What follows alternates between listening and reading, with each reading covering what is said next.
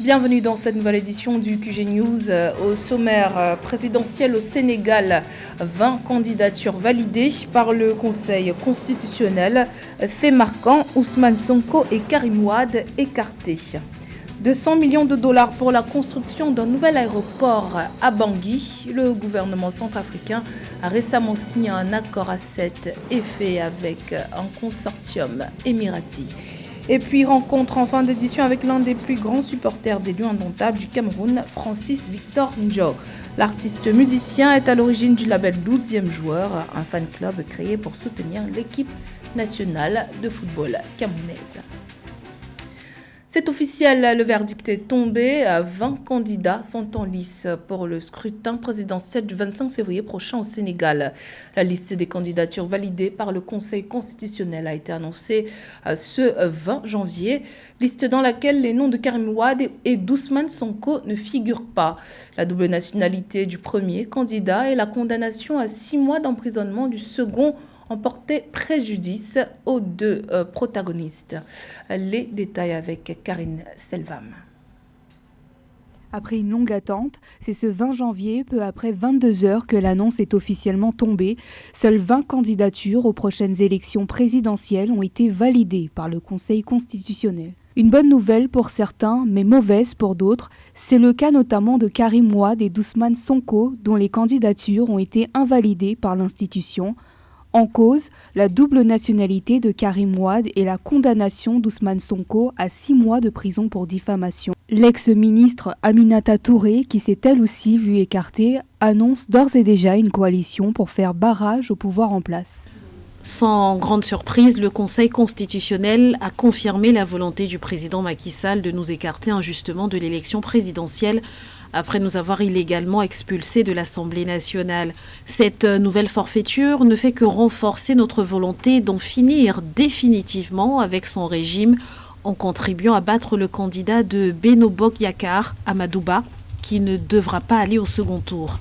Scandaleuse, c'est le terme employé par Karim Wade dans un communiqué pour qualifier la décision du Conseil constitutionnel, le leader de la coalition K24 qui prévoit d'ailleurs de déposer un recours auprès des juridictions internationales. Parallèlement, Amadou Ba, candidat de la coalition au pouvoir Benno Bokk Yakaar, multiplie les meetings aux allures de pré-campagne. Merci aussi pour être membre de la grande coalition Benno Bokk Yakaar. Ces hommes et ces femmes de très grande qualité qui participent à côté du président Macky Sall à l'œuvre de construction. Et nous avons la responsabilité historique de poursuivre, de consolider, de renforcer et d'accélérer.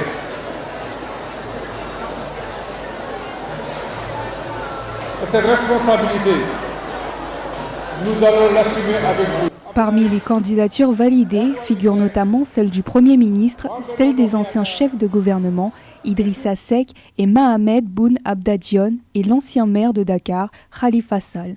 La campagne électorale s'ouvrira officiellement le dimanche 4 février 2024 à minuit pour prendre fin le 23 février 2024 à minuit. L'élection présidentielle, quant à elle, se tiendra le 25 février 2024. Vers la construction de nouvel aéroport international à Bangui, la capitale de la Centrafrique. Le fruit d'un accord d'investissement récemment signé entre le gouvernement centrafricain et un consortium d'investisseurs émiratis. Avec une provision d'investissement de 200 millions de dollars américains, la construction du nouvel aéroport international centrafricain devrait s'étendre sur une période de 2 ans. Les détails dans ce sujet de Marine Tolo. Le 19 janvier 2024 a été signé un accord d'investissement portant sur la construction du nouvel aéroport international de Bangui entre les autorités centrafricaines et un consortium d'investisseurs émiratis. Financé à 100% par les investisseurs émiratis, en mode financement, construction, opération et transfert à l'État, le nouvel aéroport international de Bangui sera construit sur un terrain d'une superficie de 300 hectares. Actuellement, le pays d'Afrique centrale dispose d'un principal aéroport international à Bangui, Mponko, construit entre 1964 et 1967. Donc, évidemment, un tel accord va permettre de désenclaver ce pays d'Afrique centrale qui, pendant longtemps, compter sur son voisin camerounais en termes d'importation ou en termes d'exportation pour pouvoir écouler ses biens et services. La construction d'une telle infrastructure aéroportuaire va permettre alors de renforcer l'axe Bangui et Dubaï. Avec une provision d'investissement de 200 millions de dollars américains, la construction du nouvel aéroport international centrafricain devra s'étendre sur une période de 2 ans. Outre la construction de cet aéroport, plus de 120 milliards de francs CFA seront également mis à disposition pour livrer 6 pistes, un terminal passager, un autre pour le fret, des entrepôts de stockage, des immeubles de bureaux et d'administration, un centre commercial et des hôtels 5 étoiles. En Afrique centrale, en dehors du Cameroun et le Gabon, et peut-être la Guinée équatoriale, la Centrafrique n'a jamais été considérée comme étant un terrain privilégié et stratégique en dehors de ses ressources minières en tant que tel. De tels investissements aujourd'hui pourront accélérer les programmes de développement dans ce pays d'Afrique centrale. À travers ce projet, les autorités centrafricaines voient un moyen de désenclavement du pays et le début de grands projets d'infrastructure. Toutefois, plusieurs acteurs politiques et économiques centrafricains rappellent les promesses non réalisées comme l'installation du siège africain des BRICS à Bangui ou encore les travaux d'aménagement de l'île des Singes, dont une partie avait été cédée au Qatar en 2009. Les crises sécuritaires dans la région de la Corne de l'Afrique étaient au cœur des débats qui ont animé le sommet extraordinaire de l'IGAD qui s'est tenu jeudi 18 janvier en Ouganda. Rencontre qui a été convoquée à la demande de la République fédérale de Somalie en réponse au mémorandum d'accord Éthiopie-Somaliland. Résumé avec Catherine Grombe. Le sommet extraordinaire de l'autorité intergouvernementale pour le développement de l'Afrique de l'Est, IGAD, organisé en Ouganda, s'est terminé le 18 janvier 2024. Au menu des échanges de crise centrale, la tension diplomatique entre l'Éthiopie et la Somalie depuis la signature d'un accord avec le Somaliland, territoire autoproclamé indépendant que Mogadiscio ne reconnaît pas, ainsi que la guerre au Soudan en cours depuis avril 2023. Excellence, la situation entre la République fédérale de Somalie et la République fédérale démocratique d'Éthiopie nous préoccupe beaucoup. En effet, elle ne peut laisser aucun Africain indifférent. En l'absence de plusieurs parties prenantes, toutes les préoccupations n'ont pas pu être élaguées. En effet, l'Éthiopie n'était pas présente officiellement à cause d'un conflit d'emploi du temps. Le chef de l'armée soudanaise, le général Al-Bourhan, avait lui annoncé son boycott du sommet car l'IGAD avait invité son adversaire, le général Hemeti.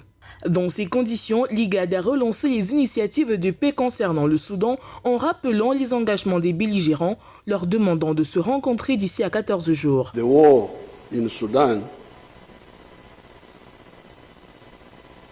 if you look at our communique, la guerre au Soudan, si vous regardez le communiqué, nous l'avons décrite comme une guerre injuste.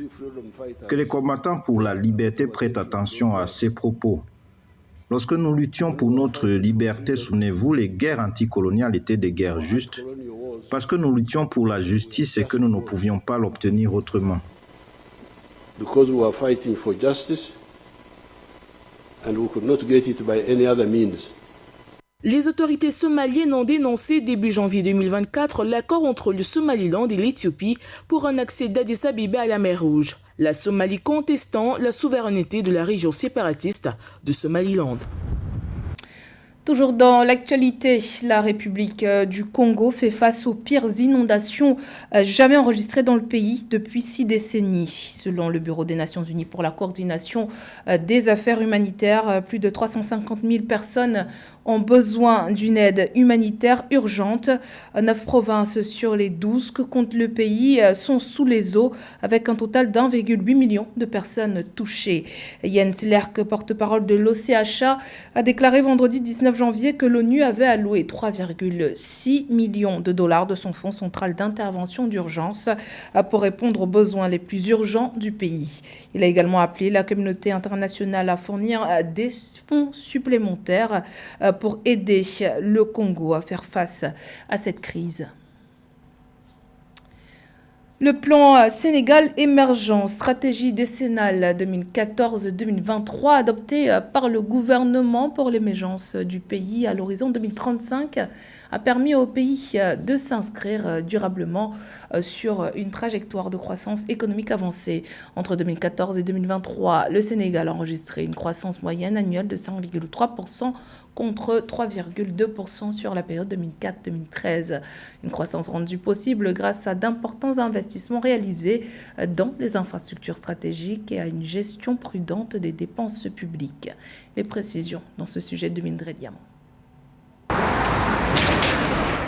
L'économie sénégalaise a connu une croissance moyenne annuelle de 5,3% entre 2014 et 2023, contre 3,2% sur la période 2004-2013.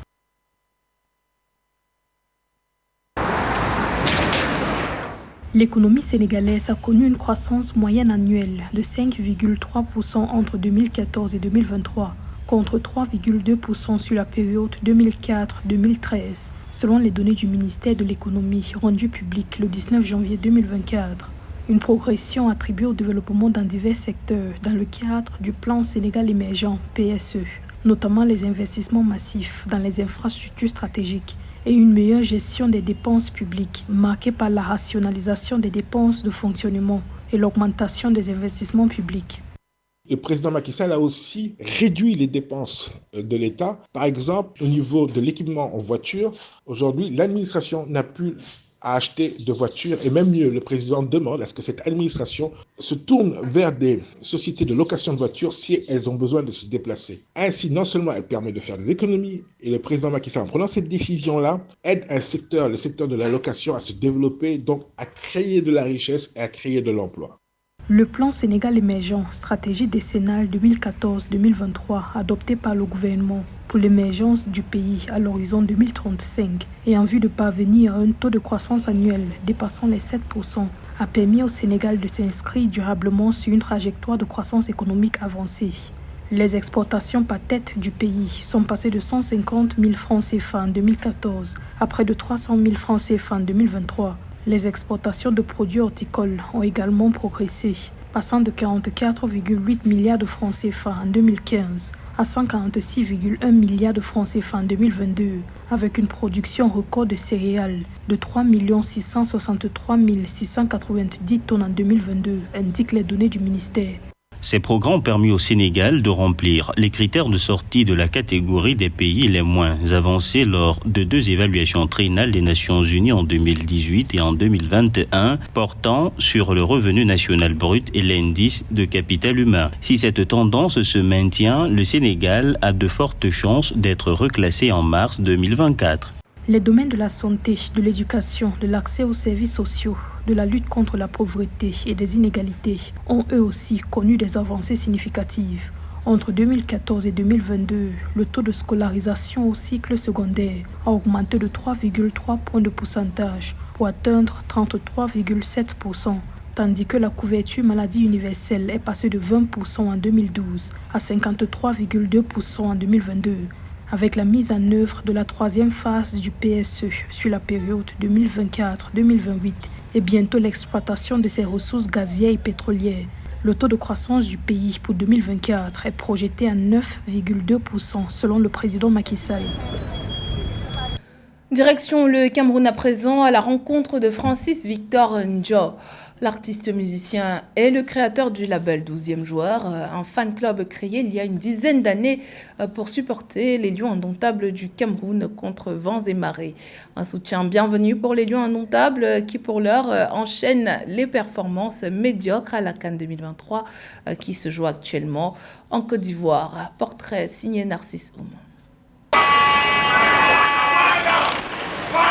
Francis Victor Njo, alias Njore Taiga, est un artiste musicien et ancien pensionnaire du groupe des 100 visas de petits pays qui est devenu depuis quelques années l'une des mascottes des Lions indomptables. Il est au cœur des animations de tous les matchs de football de l'équipe nationale du Cameroun. Passionné du ballon rond, il confectionne des maillots estampillés 12e joueur et compose des chansons à la gloire des Lions indomptables du Cameroun. Eh bien, le concept du 12e joueur, c'est quelque chose de très simple. Une équipe à 11 sur l'aire de jeu, il faut un 12e joueur qui n'est autre que vous, moi, c'est-à-dire tous les 30 millions de Camerounais derrière leur équipe. c'est ce qu'on appelle le 12e joueur, c'est-à-dire supporter leur équipe et les pousser à la victoire. C'est le 12e homme. Pour cette 34e édition de la Coupe d'Afrique des Nations de football 2023 qui se joue en Côte d'Ivoire, Francis Vitonjo alias Njoreur dit avoir envoyé une équipe de supporters composée des influenceurs, danseurs pour animer les rencontres des Lions. Resté au pays, le créateur du label 12e joueur arpente les rues de la cité économique en occupant les espaces libres pour animer avec son équipe les rencontres du Cameroun devant des écrans de fan zone comme ici à Deido, dans le premier arrondissement de la ville de Douala. Une quinzaine de jeunes gens l'accompagnent dans ces shows à travers les stades du Cameroun depuis près de 20 ans.